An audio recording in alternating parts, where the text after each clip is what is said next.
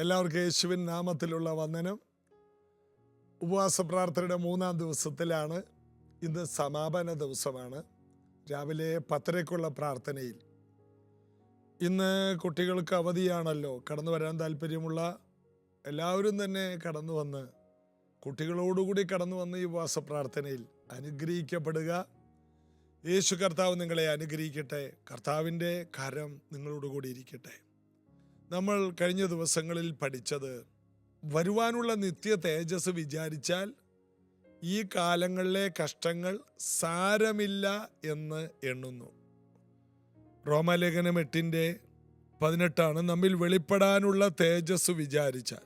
അപ്പം നമ്മൾ എന്താണ് വിചാരിക്കുന്നത് അതിനനുസരിച്ച് കഷ്ടങ്ങളെ നമുക്ക് കൺട്രോൾ ചെയ്യാൻ പറ്റും. കഷ്ടം വിചാരിച്ചാൽ കഷ്ടപ്പെട്ടേ പോകും. നമ്മൾ മാനസികമായി തകരും. ഞാൻ കഴിഞ്ഞ ദിവസം അമേരിക്കയിലെ ഫ്ലോറിഡയിലായിരുന്നപ്പോൾ ഒരു പിതാവിനെ ശ്രദ്ധിച്ചു. എൻ്റെ മീറ്റിങ്ങിൽ ഞാൻ ഒത്തിരി തമാശ പറയും. തമാശകൾ കേട്ട് എല്ലാവരും ഭയങ്കരമായിട്ട് ചിരിക്കുന്നു, ഒരാൾ മാത്രം ചിരിക്കുന്നില്ല. ചിരിക്കാൻ കഴിയില്ല അങ്ങേർക്ക്. അതുപോലെ ആള് സെറ്റായിപ്പോയി. ഒരു പ്രതികരണവുമില്ല. എൻ്റെ തൊട്ടരികിലായിരിക്കുന്നത്. അദ്ദേഹത്തെ നോക്കിയാണ് ഞാൻ ഓരോ തമാശകൾ പറയുന്നത്. ഒരനക്കവുമില്ല. മീറ്റിംഗ് കഴിഞ്ഞ് അദ്ദേഹം എൻ്റെ അടുത്ത് വന്നു. പാസ്റ്റർ എൻ്റെ വീട്ടിലൊന്ന് വരുമോ? അദ്ദേഹത്തിൻ്റെ ചരിത്രം പറഞ്ഞു. 2 പെൺമക്കളാണ്. ഭാര്യ 10 വർഷം മുമ്പ് മരിച്ചു. അദ്ദേഹത്തിൻ്റെ സങ്കടങ്ങളെല്ലാം പറഞ്ഞു. ഇന്ന് മക്കൾ അദ്ദേഹത്തെ ശ്രദ്ധിക്കുന്നു പോലുമില്ല. ഒറ്റയ്ക്ക് പാർക്കുകയാണ്. മക്കൾക്ക് വേണ്ടി ജീവിച്ചയാളാ. മക്കൾ പറഞ്ഞ വാക്കുകൾ അത് താങ്ങാൻ കഴിഞ്ഞില്ല. അതുകൊണ്ട് ഉറക്കമില്ല. എന്നോട് പറഞ്ഞു പ്രാർത്ഥിക്കണം. ഉറക്കത്തിന് പ്രാർത്ഥിച്ചു. എന്നോട് പറഞ്ഞു പാസ്റ്റർ പ്രാർത്ഥിച്ചതിൻ്റെ ഫലമായിട്ട് നാളുകൾക്ക് ശേഷം 1 സെക്കൻഡ് ഉറങ്ങിയെന്ന്. ഞാൻ പറഞ്ഞു അച്ഛാ 1 സെക്കൻഡെങ്കിൽ 1 സെക്കൻഡ്. എനിക്കതൊരു പ്രത്യാശയായി. കാരണം കൈപ്പത്തി പോലത്തെ ഒരു മേഘം കണ്ടപ്പോൾ ഏലിയാവ് പറഞ്ഞു വലിയ മഴയുടെ മുഴക്കം. 1 സെക്കൻഡ് ഉറങ്ങിയെന്ന്. ഉറക്കത്തിൻ്റെ വില പലർക്കും അറിയില്ല. മീറ്റിങ്ങിൽ പോലും ഇരുന്ന് ഉറങ്ങുന്നവർക്ക് ഇതിൻ്റെ വില അറിയില്ല. ഉറക്കം വളരെ വിലയേറിയതാണ്. ഉറങ്ങാത്ത വ്യക്തികൾക്ക് ഒത്തിരി അസ്വസ്ഥതകളാണ്, ഒത്തിരി രോഗങ്ങളാണ്. എന്തുകൊണ്ടാണ് ആ പ്രിയ പിതാവിന് അത് സംഭവിച്ചത്? അദ്ദേഹത്തിന് വലിയ മാറ്റങ്ങളുണ്ടായി. ഞാൻ അദ്ദേഹത്തിൻ്റെ വീട്ടിൽ ചെന്നു. ഞാൻ വേറെ കുറേ അനുഭവങ്ങൾ അതിന് സമാന്തരമായിട്ടുള്ളതൊക്കെ പറഞ്ഞപ്പോൾ അല്പമൊക്കെ ഫ്രീ ആയി. മൊത്തമൊന്നുമല്ല, ഒരു 10% അത്രയൊക്കെ ഉള്ളൂ. അത്രയെങ്കിലും ഉണ്ടല്ലോ. എനിക്കതിൽ പ്രതീക്ഷയുണ്ട്. കാരണം മാറ്റമുണ്ടെങ്കിൽ അതിൻ്റെ അർത്ഥം ആ മാറ്റം വളരും. എന്തുകൊണ്ട് ഇത്രയും വലിയ ഷോക്കിലേക്ക് ആ പിതാവ് പോയി? എന്തുകൊണ്ട് ഉറക്കം നഷ്ടപ്പെട്ടു? ഒറ്റ കാരണം, കഷ്ടങ്ങൾ വിചാരിച്ചു. എൻ്റെ മോൾ എന്നോട് ഇങ്ങനെ ചെയ്തില്ലേ, എൻ്റെ മക്കൾ എന്നോട് ഇങ്ങനെ പെരുമാറിയില്ലേ, എൻ്റെ കൊച്ചുമക്കളെ പോലും എനിക്ക് കാണാൻ കഴിയുന്നില്ലല്ലോ, എല്ലാ വഴികളും എൻ്റെ മുമ്പിൽ അടഞ്ഞില്ലേ. കഷ്ടങ്ങൾ വിചാരിച്ചു. കഷ്ടങ്ങൾ വിചാരിച്ചാൽ തകർന്നു പോകും. കഷ്ടങ്ങൾ വിചാരിച്ചാൽ അറ്റാക്ക് വരും. കഷ്ടങ്ങൾ വിചാരിച്ചാൽ മാനസിക പ്രശ്നങ്ങളുണ്ടാകും, ഡിപ്രഷൻ ഉണ്ടാകും, ഉറക്കം നഷ്ടപ്പെടും.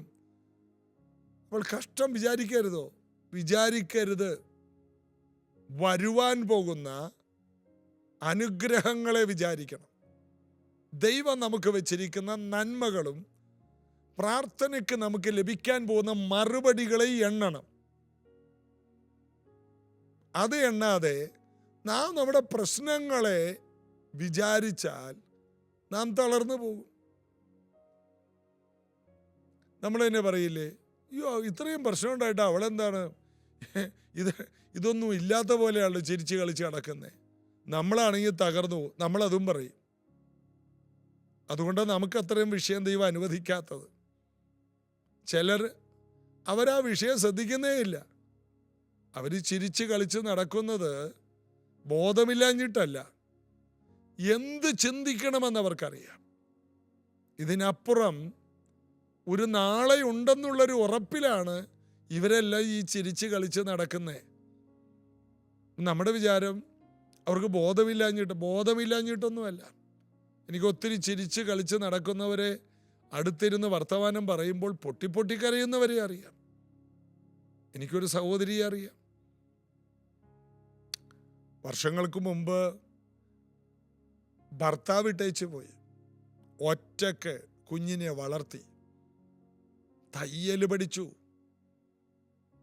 പിന്നെ ജോലി പഠിച്ചു, കുഞ്ഞിനെ വളർത്തി കുഞ്ഞിന് വേണ്ടി ജീവിച്ച് വളർത്തി അവളെ വിദേശത്ത് വിട്ടു. അവൾ ഒരുത്തനുമായിട്ട് ഇഷ്ടപ്പെട്ടു. അവളുടെ കല്യാണം ഉറപ്പിച്ചു കൊടുത്തു. അവള് നാട്ടിൽ വന്ന് ഏതോ 1-2 വാക്ക് പറഞ്ഞു. പെട്ടെന്ന് അവൾ അമ്മയോട് പിണങ്ങി. ഇപ്പൊ വേറെ വീട്ടിലാ പാർക്കുന്നത്.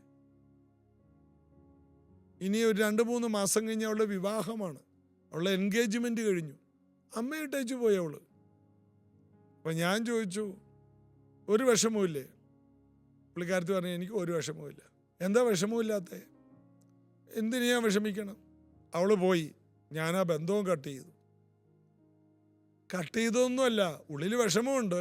പക്ഷേ അതിനെ അതിജീവിക്കുന്ന വേറൊരു ധൈര്യം പ്രാപിച്ചതാണ്. കുറച്ച് നേരം ഞാൻ അങ്ങോട്ട് വർത്താനം പറഞ്ഞപ്പോൾ പൊട്ടി കരയുകയാണ്. ആ മോളില്ലാതെ ജീവിക്കാൻ പറ്റില്ല. അവളെ അതുപോലെ വളർത്തിയതാണ്.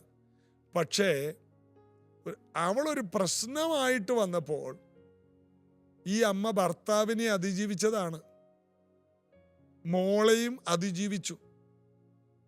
ഭർത്താവില്ലാതെ ജീവിക്കാൻ പറ്റില്ല എന്ന് പറയാൻ പറ്റില്ല അവൾക്ക്. മകളില്ലാതെയും ജീവിക്കാൻ പറ്റില്ലെന്ന് പറയില്ല. എനിക്കാരുമില്ലെങ്കിലും, പണ്ടാരോ പറഞ്ഞ പോലെ, എനിക്കാരുമില്ലെങ്കിലും എനിക്ക് ഞാനില്ലേ. എനിക്ക് ഞാനുള്ള കാലത്തോളം ഞാൻ അനാഥനല്ല എന്നൊരാൾ പറഞ്ഞതുപോലെ ചില സന്ദർഭങ്ങളിൽ നമ്മൾ അങ്ങനെ പറയേണ്ടി വരും. ആരുമില്ലാത്ത സമയം വരും. എല്ലാവരും നമ്മുടെ ചുറ്റുമുണ്ടാകും, നമ്മുടെ വീട്ടിലുണ്ടാകും, നമ്മുടെ അടുക്കളയിലും ഉണ്ടാകും, നമ്മുടെ കൂടെ ഉണ്ടാകും, നമ്മുടെ വണ്ടിയിലും ഉണ്ടാകും. കാരണം എല്ലാവർക്കും നമ്മെ വേണം. എന്നാൽ എല്ലാവരും ഉള്ളപ്പോഴും ചിലപ്പോൾ നമ്മൾ അനാഥരായിരിക്കും. അവിടെ എല്ലാം അറിയേണ്ടത് യേശു എങ്ങനെയായിരുന്നു. യേശുവിൻ്റെ കൂടെ ഉണ്ടായിരുന്നവർ യേശുവിനെ ഇട്ടേച്ച് ഓടിയതാ. യേശു ഉയർത്തെഴുന്നേറ്റു എന്ന് അറിഞ്ഞിട്ടും തിരിച്ചു വരാത്തവരായിരുന്നു ഇവർ. ഇതാണ് ലോകം. യേശുവിന് മനുഷ്യനെ അറിയാമായിരുന്നു. നമ്മുടെ ഏറ്റവും വലിയ വിഷയം, നമുക്ക് മനുഷ്യനെ അറിയില്ല. മനുഷ്യനെയും ദൈവത്തെയും വ്യത്യസ്തമായിട്ട് അറിയണം. ദൈവം ഇന്നലെയും ഇന്നും എന്നേക്കും അനന്യനാണ്. മനുഷ്യനോ ഇന്നലത്തെ മനുഷ്യനല്ല ഇന്ന്, ഇന്നത്തെ മനുഷ്യനല്ല നാളെ. മാറ്റങ്ങളുള്ളതാണ്. എന്നാൽ ഇന്നലകളിൽ വിടുവിച്ചവൻ ഇന്നും വിടുവിക്കും, മേലാലും വിടുവിക്കും. അതാണ് ദൈവം. അൽഫയും ഒമേഗയും. നല്ല പ്രവൃത്തി ആരംഭിച്ചവൻ അവനത് പൂർത്തിയാക്കും. കർത്താവ് മാറ്റമില്ലാത്തവൻ, ലോകാവസാനത്തോളം എല്ലാ നാളും കൂടെയുള്ളവൻ. അതാണ് കർത്താവ്. മനുഷ്യനോ? മനുഷ്യനെ വിശ്വസിക്കരുത്, മനുഷ്യനെ സ്നേഹിക്കാം. ഞാൻ എൻ്റെ ജീവിതയാത്രയിൽ വലിയ മനുഷ്യരുടെ ജീവിതം കണ്ടിട്ടാണ് ഇത് പറയുന്നത്. ഗ്രാമത്തിൽ ജീവിക്കുന്നവർക്ക് പട്ടണവാസികളുടെയും വിദേശ രാജ്യങ്ങളിൽ ജീവിക്കുന്നവരുടെയും ജീവിതം കേട്ട് വലിയ കൊതിയുണ്ടാകും. എന്നാൽ എൻ്റെ പൊന്നു ഗ്രാമവാസികളെ, ഈ വിദേശ ജീവിതമൊക്കെ നയിക്കുന്നവർ തകർന്ന് തരിപ്പണമായവരാണ്. അവരെ ഉയർന്നു എന്ന് പറയുന്ന നിങ്ങൾ കാണുന്ന വലിയ ബംഗ്ലാവും വലിയ വാഹനവും ഒക്കെയാണെങ്കിലും അവരുടെ ജീവിതത്തിൽ വലിയ വലിയ ശൂന്യതകളാണുള്ളത്. എങ്കിലും അവരതിനെ തോൽപ്പിച്ച് ജീവിച്ചത് കൊണ്ടാണ് അവരവിടെ എത്തിയത്. എന്തുകൊണ്ട് അവർ ആത്മഹത്യ ചെയ്തില്ല? ആത്മഹത്യ ചെയ്യുവാൻ 100 വട്ടം അവസരമുണ്ടായിട്ടും ആത്മഹത്യ ചെയ്യാത്തവരെത്രയോ പേർ എന്നെ കേൾക്കുന്നുണ്ട്. എന്തുകൊണ്ട്? വരുവാൻ പോകുന്ന അനുഗ്രഹങ്ങളെ വിചാരിച്ചാൽ ഈ കാലങ്ങളിലെ കഷ്ടങ്ങൾ സാരമില്ല. എനിക്കൊരനുഗ്രഹമുണ്ട്, എനിക്കൊരു കർത്താവുണ്ട്, എന്നെ വിളിച്ചവൻ വിശ്വസ്തനാണ്, എനിക്കൊരു വലിയ നന്മയുണ്ട്, കർത്താവിലും അവൻ്റെ അമിത ബലത്തിൽ ശക്തിപ്പെടുവെന്ന് എഫേസ്യ ലേഖനം 6:10 പറയുന്നു. കർത്താവിൽ ബലപ്പെടണം.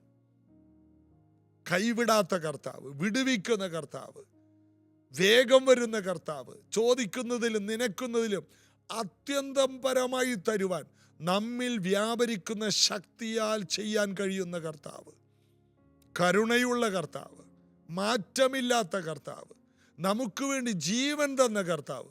ഈ കർത്താവിൽ അടിയുറച്ച് പ്രതീക്ഷ വെക്കുന്ന ഒരാൾക്ക് കഷ്ടങ്ങൾക്ക് പുല്ല് വില കൊടുക്കേണ്ട ആവശ്യമില്ല. എന്തെല്ലാം പറഞ്ഞാലും കഷ്ടങ്ങളെ പർവ്വതീകരിക്കുന്ന കുറേ പേരുണ്ട്. മലയെക്കുറിച്ച് പറയുന്നവർ. കർത്താവ് പറഞ്ഞു, നിങ്ങൾ ഈ മലയോട് പറഞ്ഞാൽ ചാടിപ്പോകും. നമ്മൾ മലയോട് പറയില്ല, മലയെക്കുറിച്ച് പറയും. പ്രശ്നത്തെക്കുറിച്ച് പറയും, പ്രശ്നത്തോട് പറയില്ല. ഭൂതത്തെക്കുറിച്ച് പറയും, ഭൂതത്തോട് കൽപ്പിക്കില്ല. പാഴുശൂന്യമായ ഭൂമിയെ നോക്കിയിട്ട് പാഴുശൂന്യമല്ല ദൈവം പറഞ്ഞത്.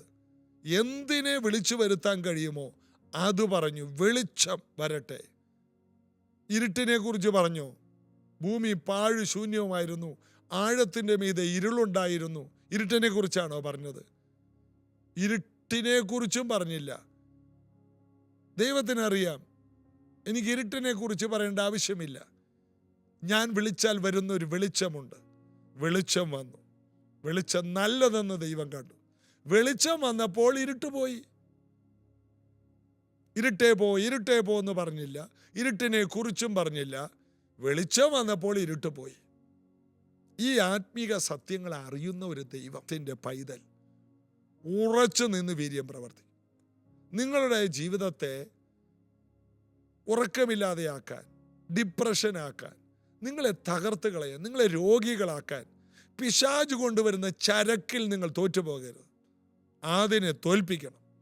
ഇന്ന് ആരോടൊക്കെയോ ദൈവാത്മാവ് ഇടപെടുകയാണ്. ഞാൻ ആ പറഞ്ഞ പിതാവിനെ പോലെ ഒത്തിരി പേര് ഇന്ന് വിഷയങ്ങളിൽ തകർന്നു പോയി. വിഷയങ്ങളെ ശ്രദ്ധിക്കരുത്. വിഷയങ്ങൾക്കപ്പുറത്തുള്ള ഒരു ജീവിതത്തെ നമുക്ക് ശ്രദ്ധിക്കാം. മറ്റുള്ളവർ നമുക്കെതിരെ എറിയുന്ന കല്ലുകളില്ലേ, ആ കല്ലുകൾ കൊണ്ടാണ് നമ്മുടെ വീട് പണിയുന്നത്.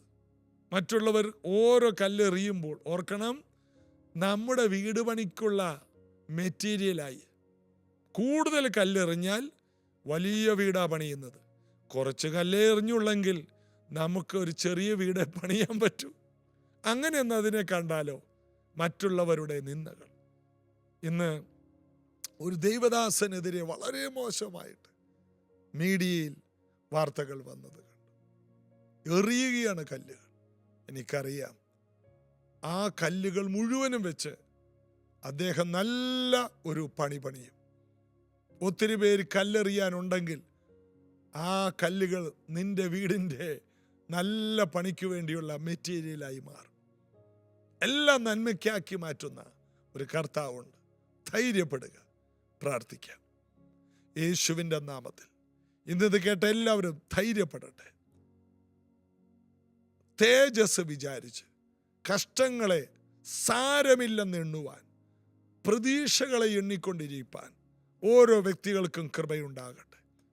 ജീവിതത്തിൽ വരുന്ന സാഹചര്യങ്ങളെ ഫോക്കസ് ചെയ്യാതെ ആ സാഹചര്യങ്ങൾക്കപ്പുറം വരാൻ പോകുന്ന അനുഗ്രഹങ്ങളെ ഫോക്കസ് ചെയ്യുവാൻ, ഉയർച്ചകളെ ഫോക്കസ് ചെയ്യുവാൻ, ലക്ഷ്യത്തിലേക്ക് ഫോക്കസ് ചെയ്യുവാൻ എല്ലാവർക്കും കൃപ കൊടുക്കണമേ. ഞാനിവരെ അനുഗ്രഹിക്കുന്നു യേശുവിൻ നാമത്തിൽ. ആമേൻ. ജീസസ് അവരിടയിലൂടെ കേൾക്കുന്ന ഓരോ വാക്കുകളും നിങ്ങൾ പലവട്ടം കേട്ട് ബലപ്പെടുക, ധൈര്യപ്പെടുക. നിങ്ങൾ ഉറക്കളിച്ചിരിക്കേണ്ട ആവശ്യമില്ല. നിങ്ങൾ ഡിപ്രഷനിൽ പോകേണ്ട ഒരാവശ്യമില്ല. ഞാൻ സമാധാനത്തോടെ കിടന്നുറങ്ങും എന്ന് ദാവീദ് പറഞ്ഞ പോലെ നിങ്ങൾ നന്നായിട്ട് കിടന്നുറങ്ങുക. നിങ്ങളെ തോൽപ്പിക്കാൻ ആർക്കും കഴിയില്ല. നിങ്ങളെ തോൽപ്പിക്കാൻ നിങ്ങൾക്ക് മാത്രമേ കഴിയൂ.